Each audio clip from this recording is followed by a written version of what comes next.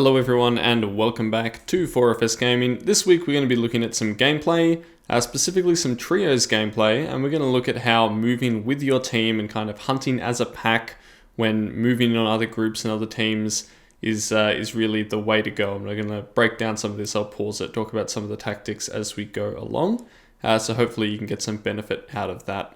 In this first clip here, we're at Salter's Pork. We've mostly cleaned out the original team that attacked us when after we killed the boss, and we lost one of them. They ran away, but we feel that they ran into a second team coming in from the east, and we're about to push out onto them. So we're going to look at how we move together to take them down. Alright, I'll go an extra second back. Yeah, they're right back at map edge. Right back at map edge, I can see them. Alright. Are we pushing? Yep. So after identifying the location of the enemy, we confirm with my teammates that we're going to actually push onto them, and then we're in that very predatory mindset. We're going to move in rather than sitting back and letting them try and push us with bounty. We have bounty, so they know we're going to be coming, and that means I'm going to stick to the left here, make sure I'm using some really good cover. There's no way they'll be able to shoot at me as I move up here until I'm ready to be shot at and shoot back myself.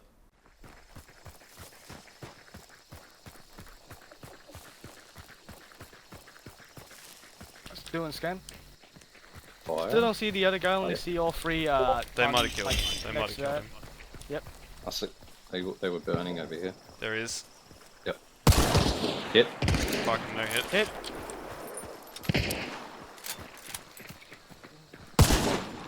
Looked like a bone Another doctor one. or something. Yeah, there's one bone doctor at least. They're just over there. It's a black man. Pushing a bit. Oh, careful. So after initiating, I don't get a hit, but both of my partners do, and we know that this is going to put the other team on a bit of a defensive position. So I'm going to take this opportunity to move up, cross the gap, get in close, just so I can make sure I'm hitting my shots a bit more reliably. My partner says, oh, watch out, wait a minute. He's a bit concerned of me pushing in, and that means when I get to the cover that I'm aiming to get to, I can just sit there and give them time to come in behind me. Go right. Towards the trees.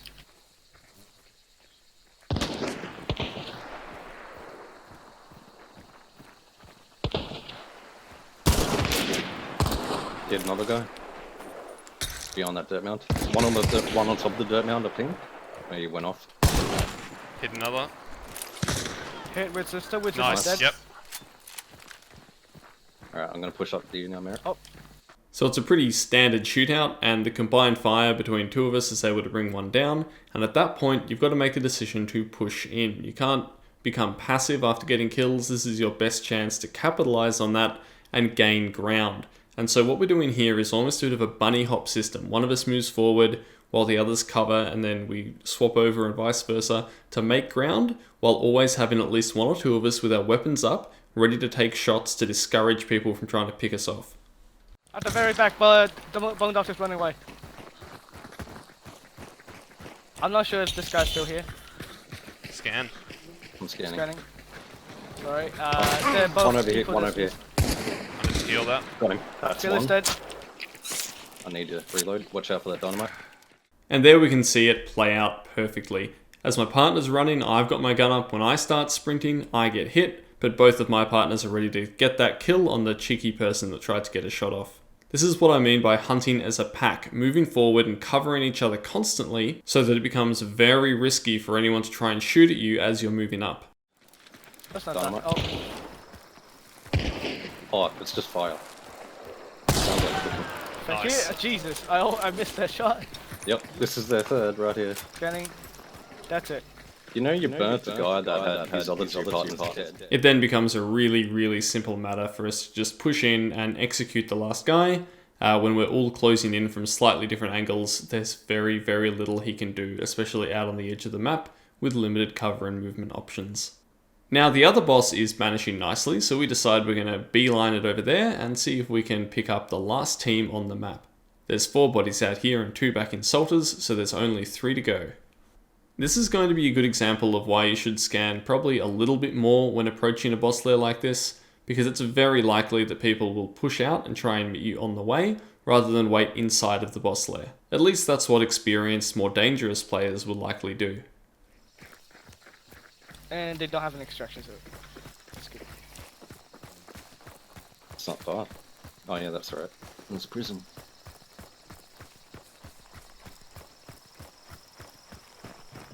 Please. I don't think you can really take a dart when I ask them, please take a dart. Well, maybe they would anyway. I'm going in there and then I'll go for the banish. You guys can go ahead. It is pretty smug.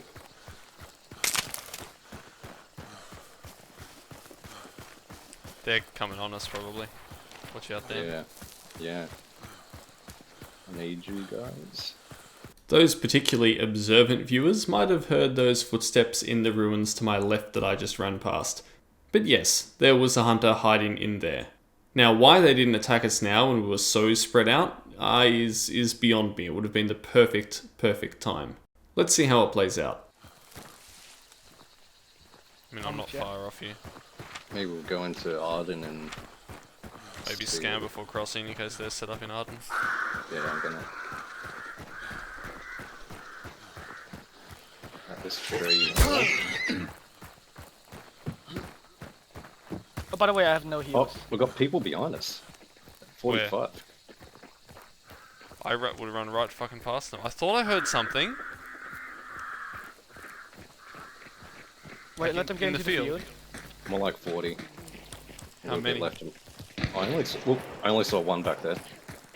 And the other There's one's another over one. there. Yeah. Should we isolate this dude? Yeah. Let's go, we need to be quick. I'm going across. I'm scanning. Yep. Oh no, there's another guy down here by the river. Oh, sorry. He's by the fishing house. Unfortunately for this last team, by this point the pack is back together. And now as a group, we can begin to split up and make decisions as a group. We initially decided to go for the guy that was behind us, but once we get shot at by the guy down at the riverbank, we have a much more accurate location on him, and so we decided to push in as a group. Now this time, it's lucky that we did move as a group because we needed all the firepower we could to kill these guys. Perhaps being a little bit more cautious would have saved us a death or two though.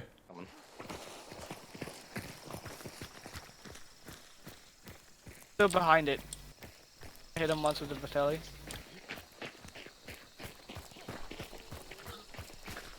Pushing with you. They're in water. Fucking shotgun. What man? Gotta reload.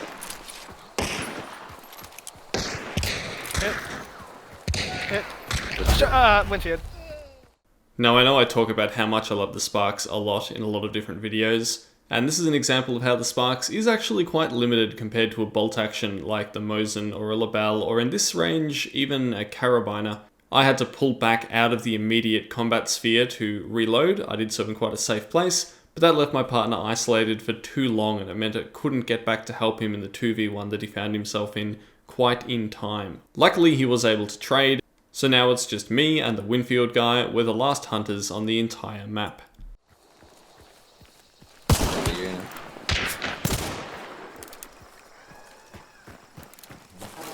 So let's talk quickly about the Hive Bomb. This is a notoriously unreliable piece of equipment with its low throwing range and its reputation of actually attacking you instead of your enemies.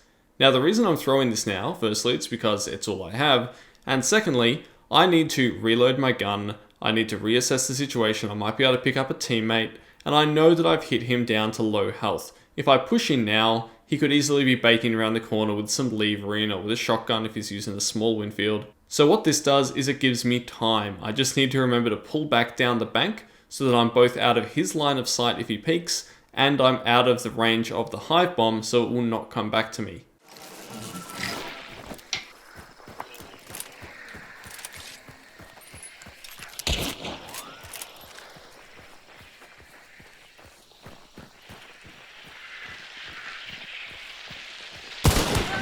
That's it. Nice work. That's server. Nice work. GG guys, thanks for coming to fight us instead of running away. I really appreciate it. Good fight. Say some other letters down. In his situation, he had really just three options. He could have stayed where he was and tried to beat away the Hive Bomb. Now that doesn't take very much at all, but it would have given me time to maybe get a revive, or if I had a more aggressive weapon or even found on my secondary, I would have pushed him straight away.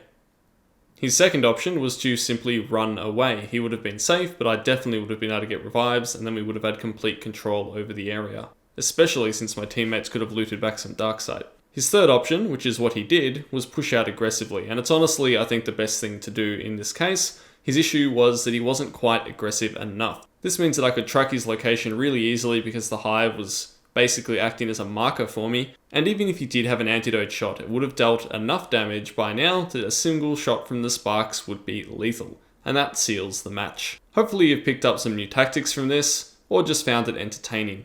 I want to thank our Patreon contributors, and also all of you guys for sticking around and watching. I'll catch you next week. This is Ascendance from 4FS Gaming.